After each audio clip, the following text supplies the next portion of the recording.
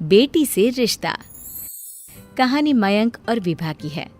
मयंक एक अच्छी नौकरी करता था, लेकिन विभा की जाति का ना होने के कारण विभा के माता पिता शादी के लिए नहीं मानते हैं।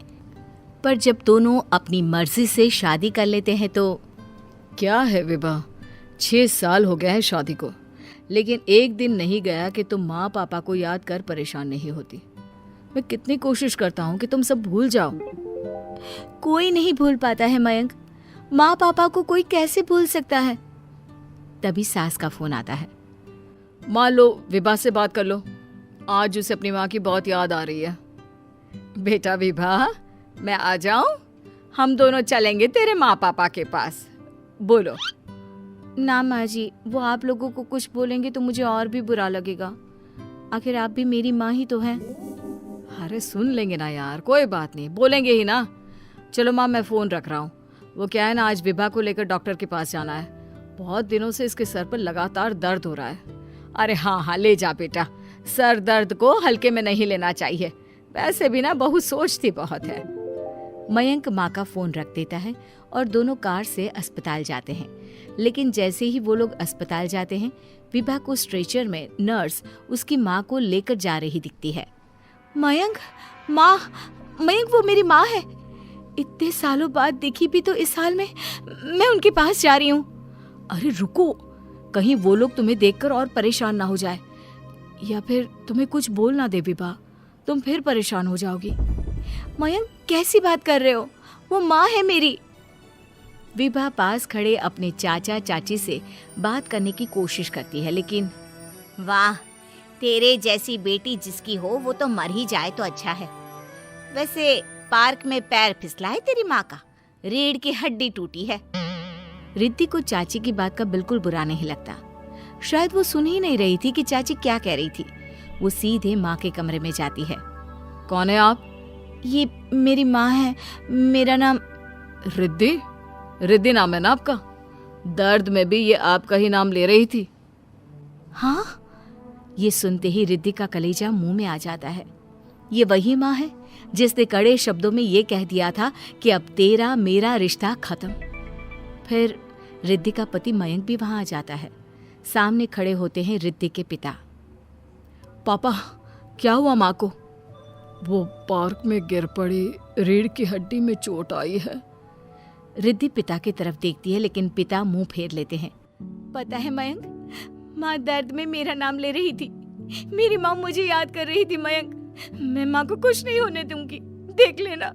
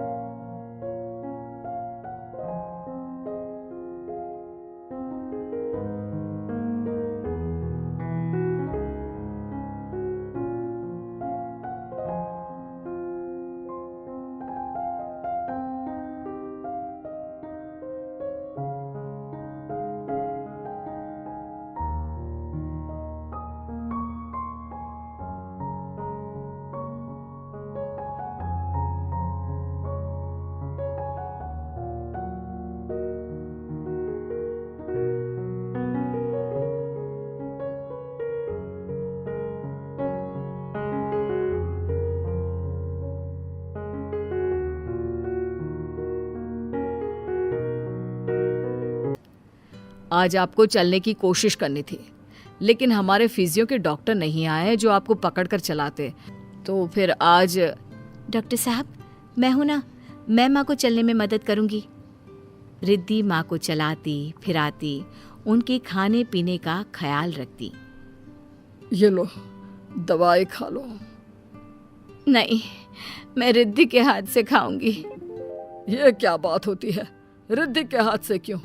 वैसे भी अब कल से तुम्हारी छुट्टी होने वाली है, फिर तो मैं ही हूँ जो भी हूँ। तभी वहां रिद्धि आ जाती है। पापा, मैं बस कुछ मिनट के लिए डॉक्टर के पास गई थी। ये दवा। तुम्हारे पापा नहीं बताएंगे, लेकिन वो मुझे दवाई दे रहे थे। कल से मेरी छुट्टी है ना। लेकिन ये तो गलत दवाई है पापा। इतनी ढेर सारी दवाई है ना, इसलिए भूल हो गई होगी। नहीं नहीं माँ, सिंपल तो है। मैं बाहर जा रहा हूँ, कल आ जाऊंगा छुट्टी कराने। अगले दिन पिता अस्पताल से माँ को ले जा रहे होते हैं कि रिद्धि बेटा, इतनी जल्दी किसी की छुट्टी नहीं हो पाती, ऐसे रीढ़ की हड्डी के मामले में। लेकिन तुम्हारी दिन रात की मेहनत ने तुम्हारी माँ को व्हीलचेयर में बैठने लायक बना दिया।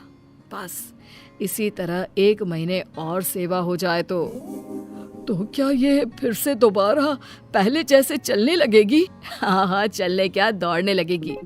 अब क्या था, पिता कुछ सोच में पड़ जाते हैं कि रिद्धि कहती है, माँ मेरे साथ मेरे घर चलो, 1 महीने मैं तुम्हारी सेवा करना चाहती हूँ।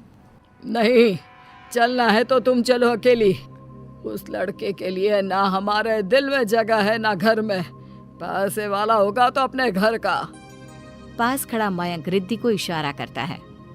तुम जाओ रिद्धि, तुम्हारी माँ को तुम्हारी जरूरत ज्यादा है, मैं समझ सकता हूँ। रिद्धि भी माता पिता के साथ मायके चली जाती है। वो माँ की सेवा दिल लगाकर करती है। पिता भी रिद्धि को माफ कर देते हैं और फिर 1 महीने बाद, देख रिद्धि, मैं बिल्कुल ठीक हो गई। सच कह रहे थे डॉक्टर कि मैं तो दौड़ भी सकती हूँ। बस माँ, तो अब मैं चलती हूँ। मयंक और मुन्ना मेरे बिना न जाने कैसे होंगे। अरे क्या जरूरत है जाने की, यहीं रुक जा। या फिर नहीं पापा, उस दिन आपकी शर्त मैंने सिर्फ माँ की हालत देकर मानी थी, लेकिन अब नहीं। अब मैं इस घर में तभी कदम रखूंगी जब मेरे पति को भी इज्जत से बुलाया जाएगा। पिता समझ जाते हैं कि बेटी क्या चाहती है। फिर एक रोज, अरे रिद्धि देखो तो दरवाजे में कौन है? रिद्धि दरवाजा खोलती है तो सामने माँ पिता खड़े होते हैं। हाथ में होता है ढेर सारा गिफ्ट। कहाँ है मेरे दामाद जी? मयंक और रिद्धि माता पिता को देखकर खुश हो जाते हैं और माँ मुन्ने को गले लगा लेती है।